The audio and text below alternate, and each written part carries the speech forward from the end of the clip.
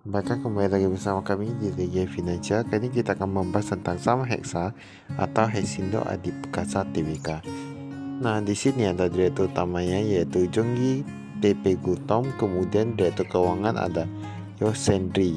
Utama kantor mereka ada di Jampul Kambing, tepatnya di Jakarta Timur. Kalau kita lihat saham Heksa ini kayaknya harga sahamnya ini dia agak sedikit agak sedikit menurun, tapi kita lihat dulu gimana dengan laporan keuangannya. Kayak ini nilainya itu dia satu penuh, tapi bentuk itu dia US dollar, jadi nanti dikait saja dengan 15 ribuan hingga 16 ribuan. Untuk custom banknya kita lihat dari 17-an juta dolar sekarang menjadi 27 juta dolar. Kemudian kita lihat persediaannya ini meningkat sekitar 20 jutaan dolar ya. Nah, 20 jutaan dolar. Total asetnya dari 409 menjadi 435 juta dolar. Nah, jika kita lihat dari sini, berarti dia ada peningkatannya untuk yang asetnya. Semoga saja ekuitasinya yang meningkat. Utang bank jangka pendek kita lihat. Nah, total utang bank jangka pendek ternyata meningkatnya dari 215 juta dolar menjadi 258 juta dolar. Bahkan total hutangnya itu meningkat sekitar 43 jutaan dolar menjadi 273 juta dolar. Kalau kita lihat dari sini, seharusnya hutangnya itu dia meningkat cukup banyak daripada ekuitasinya. Bahkan ekuitasinya pun menurun. Nah, ini bisa tahu sendiri. Kalau dari sini kita sudah bisa tahu biasanya penjualan itu gimana. Seharusnya penjualan itu dia turun ya. Untuk penghasilan netonya dari 478 juta dolar menjadi 369 juta dolar. Nah, dia menurun, kemudian laba brutonya menurun cukup drastis diikuti dengan peningkatan beban bulan, dan laba usahanya hanya sekitar 32 jutaan dolar dari 60 jutaan dolar. Nah, dia meningkat cukup pesat nih. Meningkat pula, ini menurun cukup pesat ya nih ya. Karena kebanyakan perusahaan itu meningkat ya, jadi itu biasa bilang meningkat, ini perusahaannya malah menurun. Ini laba tahun berjalan kita bisa lihat dari 43 jutaan dolar sekarang hanya tersisa 21 jutaan dolar. Nah, menurun hampir setengahnya. Ini luar biasa kan nih. Pembayaran kepada pemasok dari 397 jutaan dolar menjadi 286 jutaan dolar. Kita sudah bisa lihat penurunannya itu dia cukup banyak karena pembayaran kepada pemasok saja sudah menurun.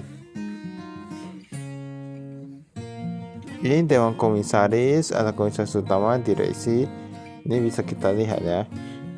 Ini direkturnya ada Hiroki, Akihiro, Ryoji. Semuanya ini kayak orang Jepang, ini nama-nama orang Jepang. Nah, bisa lihat Yoshida Tanaka. Nah, ini kayak ada sedikit perubahan ya. Ini kayak yang Kak Sunari kemarin ada, sekarang udah gak ada. Tapi kalau kita lihat di sini ya, ini biasa yang sering main game kayak Samurai Warrior ini saya tahu. Nah, nama-nama Jepang itu seperti apa? Ini ada Tanaka. Nah, ini memang mereka agak cukup unik ya nama-namanya. Jadi kita lihat dulu gimana dengan yang lebih rincinya. Apakah dia penjualan itu karena apa? Karena kesalahan dari masnya, karena industrinya sedang melemah, atau gimana? Customer-nya kita lihat, kasnya itu dia sedikit aja kasnya di tangan. Kalau yang bank dia meningkat. Yang meningkat paling banyak itu di Bank Mega Syariah, di mana dari 20 ribuan dolar sekarang menjadi 2,9 jutaan dolar. Nah, dia meningkat cukup banyak di sana. Nah, kemudian yang rekening rupiah kita lihat ya. Rekening rupiah ini kas sampai. Nah, total rekening rupiah dari 16 jutaan dolar sekarang menjadi 23 jutaan dolar. Nah, ini menurut kami cukup banyak. Nah, dia meningkat cukup pesat, cukup oke. Nah, dan keseluruhan kasnya memang meningkat, tapi yang masalahnya itu dia hutangnya memang meningkat. Kalau hutang meningkat otomatis sudah ada bebannya, ada bunganya. Nah, itu tahu sendiri ya. Piutang usaha ada pihak berhasil dan pihak ketiga. Nah, ini pihak ketiga dia menurun dan lain-lain. Ini kita lihat piutang usahanya untuk penjualan alat berat. Nah, ini kemarin gak gitu banyak nih. Ini agak kemarin lancar sekali, sekarang sudah mulai agak kurang lancar. Ini ada yang kurang dari 3 bulan belum dibayar, ada yang hingga 1,5 tahun belum dibayar, udah yang ada yang sudah mau 1 tahun belum dibayar lagi. Kita 8 ribuan dolar. Sebenarnya 8 ribuan dolar dikali 15 ribuan itu sudah termasuk banyak ya, paling 100-an juta ya, kurang lebih 100-an juta. Nah ini jasa rental dan lain-lain. Jadi mereka ada sebutkan kira-kira cash flow untuk masing-masing bidangnya. Nah ini ada disebutkan juga penjual suku cadang, jasa pemeliharaan.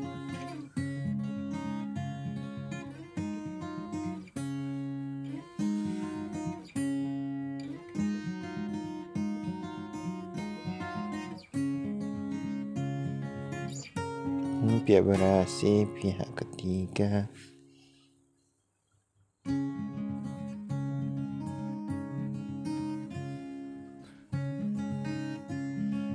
Ini pedang saya kita lihat.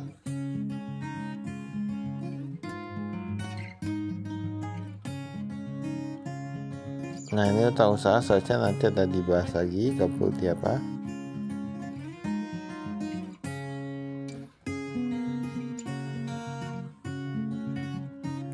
Ini persediaannya, persediaan dia memang cukup meningkat, di mana yang lebih banyak itu di barang dagang yang di suku cadang ya, dan di alat berat yang lainnya dia agak sedikit menurun ya kalau kita lihat di sini.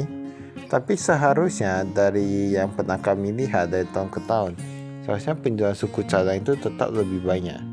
Nah memang dia tetap lebih banyak karena mungkin menurut kami spare part lebih menguntungkan ya. Karena kan ada yang mengatakan misalnya jual alat berat itu kan mahal-mahal, jadi lebih menguntungkan ini itu katanya jual ikan besar dapat ikan besar. Nah itu sebenarnya gak terlalu apa ya. Intinya kalau dia keuntungannya kecil tapi berulang-ulang itu akan menjadi sesuatu yang besar. Nah ini aset tetap bisa di sini. Ada penambahan, reklasifikasi, ada pengurangan.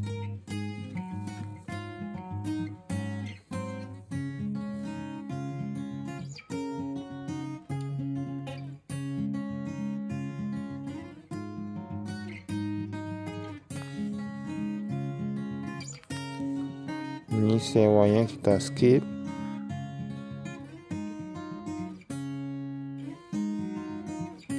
Sebenarnya perusahaan itu kita kalau mau gampangnya itu memang lihat dari perusahaan dagang ya. Ya dari persediaan, dari labanya, pembelian kepala pemasok, dan cash flow-nya. Nah itu lebih penting sisa penjualannya. Tapi kalau yang untuk kita lihat secara lebih rinci, kita bisa lihat lebih dalam lagi ya. Dan kita selalu menyampaikan sesuatu yang lebih rinci ya. Ini utang usaha bisa kita lihat di sini. Ini ada pihak berelasi, pihak ketiga.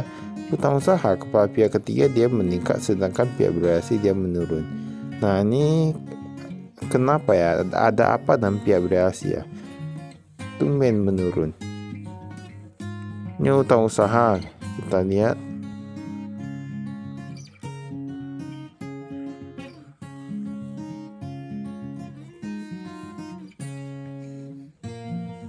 Ini utang pajak kita skip. Nah modal saham ini dikatakan 31 Desember dan 31 Maret 2024. Berarti gak ada perubahannya. Ini gak ada perubahan. Nah ini kita lihat pemegang saham terbesar yaitu Hitachi Construction Machinery, tepatnya di Jepang. Lalu ada Itochu Jepang. Nah jadi semua rata-rata dari Jepang. Otomatis memang kalau kita lihat top manajemennya itu rata-rata orang Jepang ya.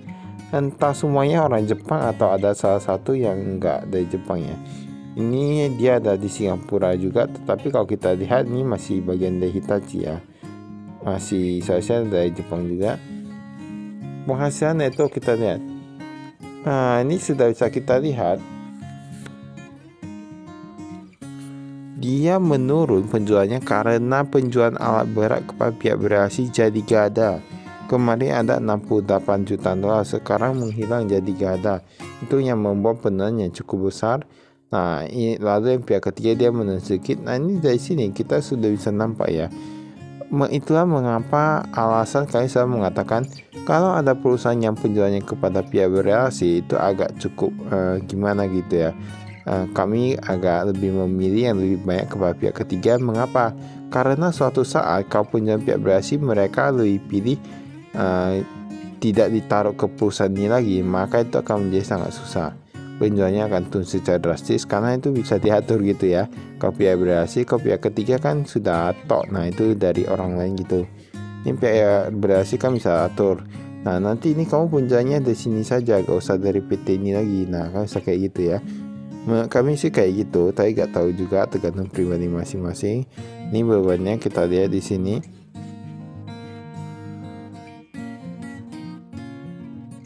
Nah, jadi salah satu alasan mengapa kami tidak suka ada yang namanya penjualan pihak berrelasi karena itu ya. Tiba-tiba kau menghilang. Nah, kayak ini ya tadi penjualan berat yang pihak berrelasi dari ada 68 jutaan dolar ya.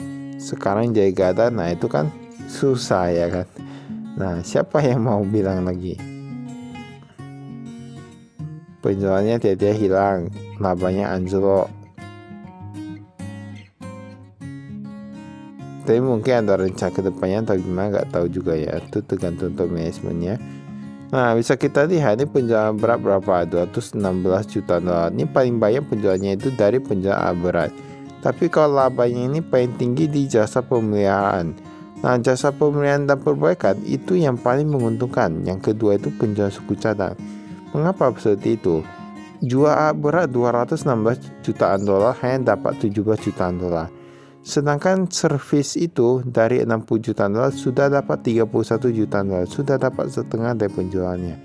Jual berat belum dapat setengah, 10% ada atau enggak ya? Nah itulah yang sebenarnya yang kenyataan dalam sebuah industri dan bisnis itu. Jadi semua perlu kita pelajari.